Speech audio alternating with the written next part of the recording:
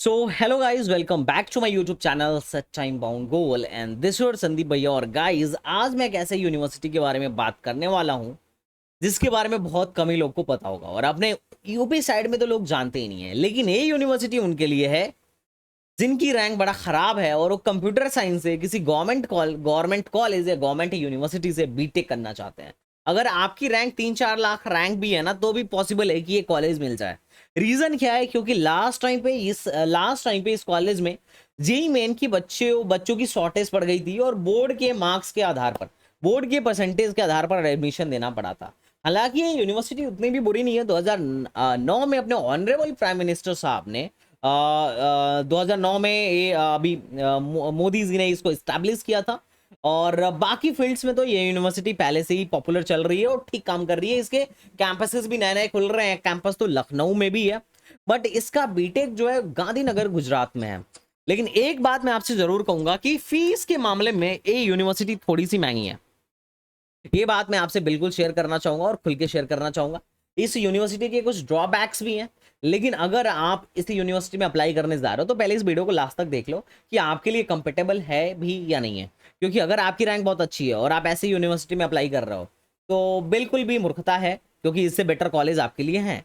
और अगर आपकी रैंक बहुत खराब है और आप किसी बहुत अच्छे टॉप के कॉलेज में अप्लाई कर रहे हो जो आपको मिलेगा ही नहीं, तो भी आपके लिए वो मूर्खता है, पैसे का एक तरीके से वेस्टेज ही है।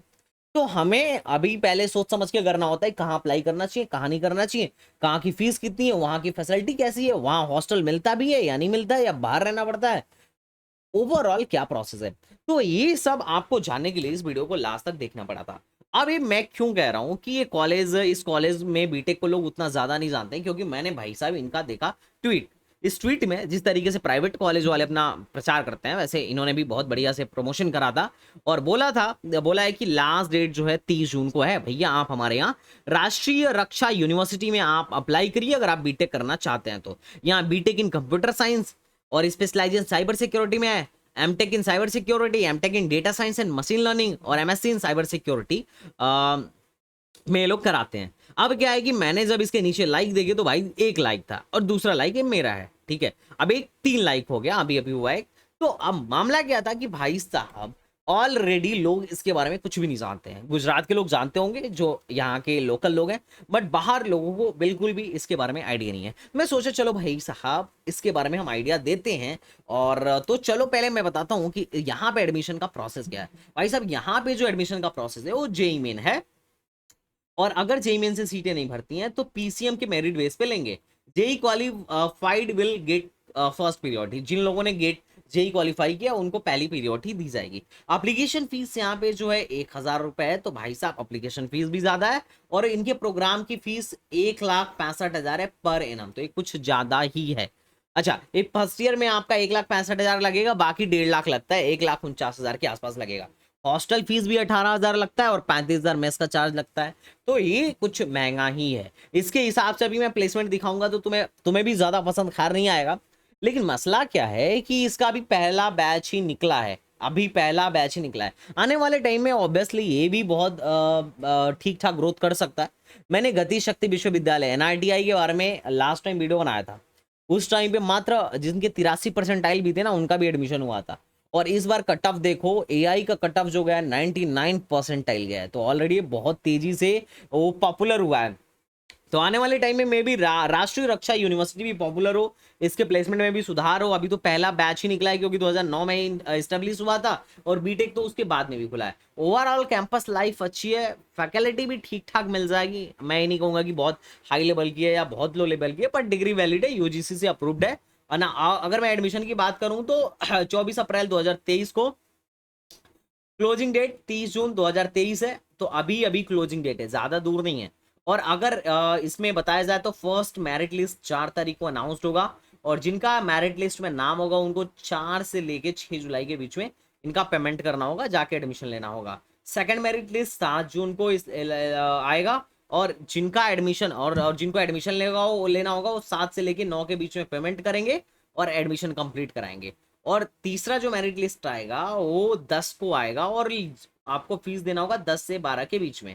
उसके बाद अगर सीटें वैकेंट रहती हैं तो भाई साहब वो 13 14 और आगे भी चलता रहेगा जब तक सीटें ना भर जाएं। पहले प्रेफरेंस जेई मेन वालों को दिया जाएगा, जेई मेन क्वालिफाइड कैंडिडेट्स को दिया जाएगा, और दूसरा जो सेकंड प्रेफरेंस होगा वो पीसीएम के मेरिट बेस पर बनेगा, ठीक है।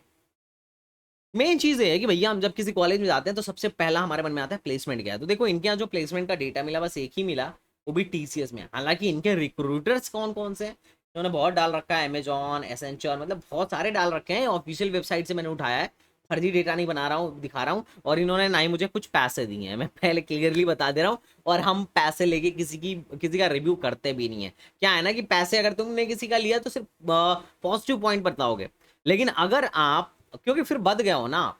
और अगर हम अपने मन से स्वेच्छा से बना रहे हैं, चाहे कॉलेज बहुत बढ़िया हो या चाहे कॉलेज बहुत बुरा हो, हम तो भैया अपना स्वेच्छा से सारे पॉइंट्स क्लियर क्लियर रखते हैं, और रखना भी चाहिए, क्योंकि हमारे लिए आपका करियर ज्यादा इंपॉर्टेंट है। दो चार पैसों पे बिकना मूर्खता है, ठीक है। तो ये इन्होंने रिक्रूटर्स डाल रखे हैं।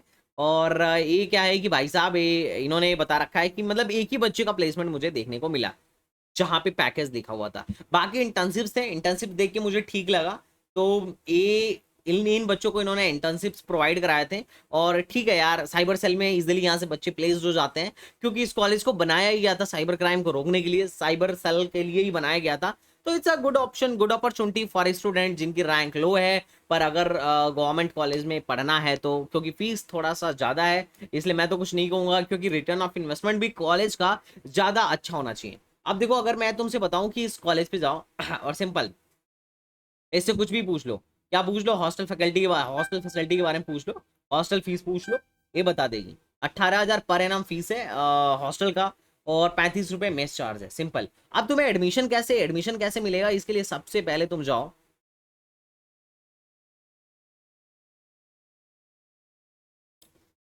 एडमिशन पर जाने के बाद से you will get like that.